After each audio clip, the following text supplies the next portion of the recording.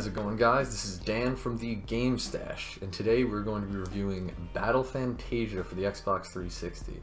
This is a fighter made by Artworks, most popularly known for Blaze Blue and the Guilty Gear series, although this plays a little bit more like Street Fighter as opposed to their normal titles. This is a Japanese fantasy-themed fighter with some faux RPG elements that you will understand more as we get further into the review. And without further ado, let's dig into this game.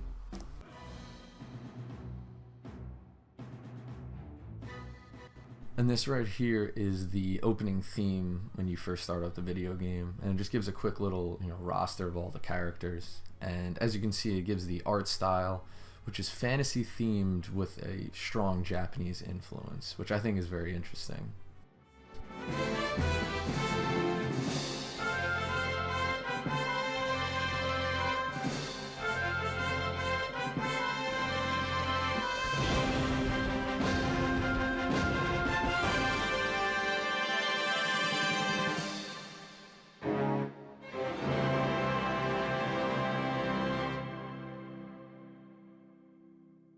Starting off with arcade mode, it is run like many other fighters that are out there. You choose a character, it has 8 stages, with the final boss having 2 forms.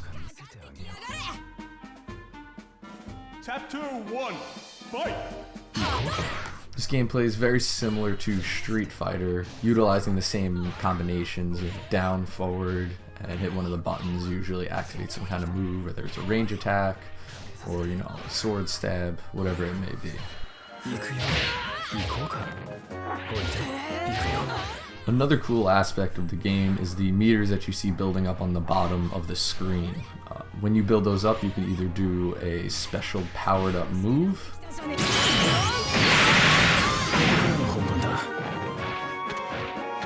or heat mode, which will give your character a little bit more of a power boost. And even one of the characters, Marco, will have a dragon appear, which is pretty cool.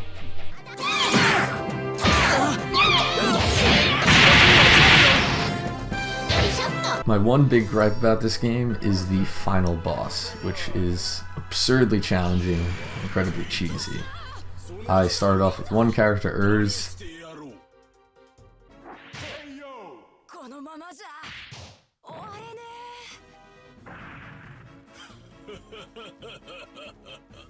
You lose!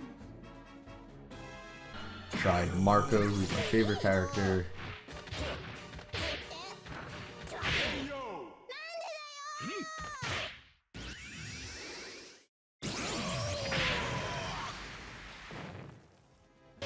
And eventually I wound up having to choose Deathbringer, which is the boss himself.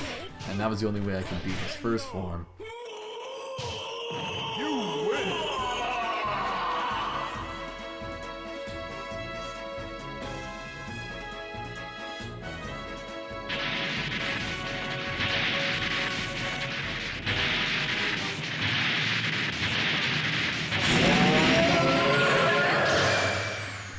And then his second form, you can only damage him while you're in heat mode. And I tried that with multiple characters, and I wound up having to do it once again with Deathbringer, the same character as the final boss, utilizing cheap stabs. And that was the only way I could do it. And that's my major gripe with the game, which is very small for a fighting game since the last boss is usually impossible anyways. You win!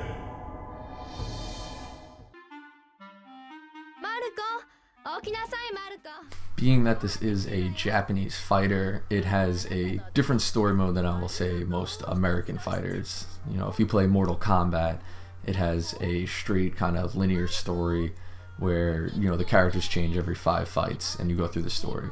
Whereas this one, each character has their own individual story, and it's told in almost a visual novel-esque style with, the characters coming up, there's being a bunch of dialogue, and then you have one fight. In the story mode, I think, is where a lot of this game's charm can show itself. Marco's story is particularly funny because he's the son of a hero, but he's a little kid, and he goes out on this adventure, and he never actually really fights many villains in it. He's usually misguided, and he's fighting, some of his friends because he wants to go on this adventure. There's even a great couple scenes where he literally thinks real life is a video game, and he talks about saving the game, and the game shows like a little dialogue box that nothing has been saved. Thought that was pretty funny too. お、教会だ。よし、チャーシュー。ここでセーブしとこう。ん？お、セーブは冒険の常識だぜ。レベルも20くらい上がったしな。テロレロ。よし、セーブ完了。 Deathbringer versus Ulu. 待っていたぞ。その力試してやろう。 Final chapter, fight!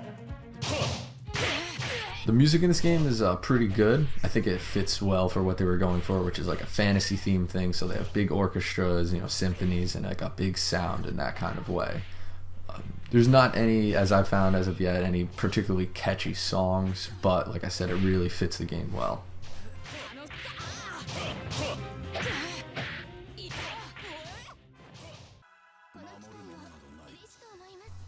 Graphics in this game I really enjoy. They kind of have that cell shaded aspect, except they aren't as bright as, say, maybe a game like Wind Waker.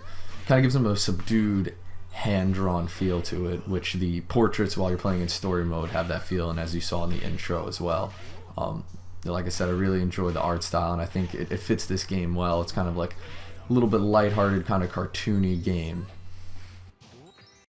As you can tell, I'm a big fan of Battle Fantasia. From its colorful cast to its fighting mechanics, the only knock I really have against it is that absurdly difficult boss at the end of the arcade mode.